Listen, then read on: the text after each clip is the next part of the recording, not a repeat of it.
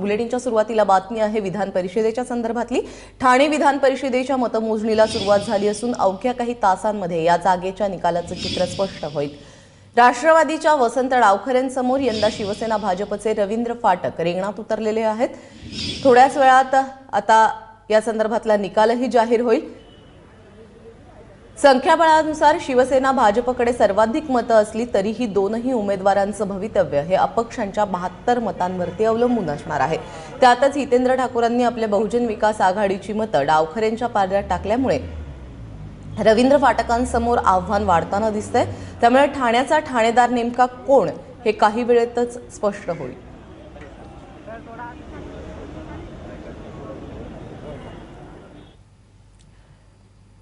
मतमोजणीला सुरुवात झालेली आहे। राष्ट्रवादी काँग्रेसचे उमेदवार वसंत डावखरे यांच्याशी संवाद साधला आमचे प्रतिनिधी वैभव परब यांनी।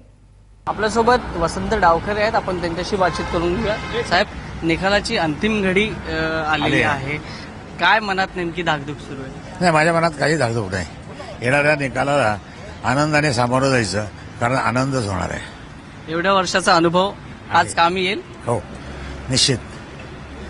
शिवसेना भाजपचं संख्याबळ पाहता तुमची परिस्थिती कशी पाहता? नाही, माझी परिस्थिती शिवसेना भाजपामुळेच तुल्यबळ आहे आणि चांगली आहे, एवढंच सांगतो।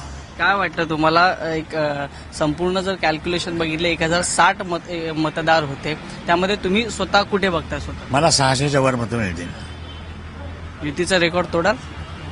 हा रेकॉर्ड युतीचा तोडण्याचा प्रश्न येतच नाही। मी तुम्हाला सांगितलं की त्यांच्या पद्धतीनेच मी विजयी होणार आहे, प्रश्न येतो पुढे। एक जर पाहायला गेलं तर राजकारणातले नेहमीच डावपेच तुम्ही यशस्वी करत आलेला आहात, तर दुसरीकडे रवींद्र फाटक आहेत, ते विजयाच्या प्रतीक्षेत आहेत। रवींद्र फाटकांचं विजयाचं दार उघडं होईल? त्यांची प्रतीक्षा ही आयुष्यभर कायम राहील, एवढं तुम्हाला सांगतो। शिवसेनेने संपूर्ण पण ताकद होती ती तुम्हाला पाडण्यासाठी हे केली होती। मी तुम्हाला शिवसेनेची ताकद माझ्या पाडण्यासाठी नाही लागलेली, मला उभं करण्यासाठी आलेली, एवढंच सांगितलं। तर आपण पाहिलं की वसंत डावखरेंचा कॉन्फिडन्स किती आहे, एकंदरीत त्यांचा आत्मविश्वास पाहिला तर त्यांनी एक प्रतिक्रिया दिलेली आहे की यंदा विजय माझाच होणार आहे। कॅमेरा पर्सन गजाननसह वैभव परब, एबीपी माझा, मुंबई।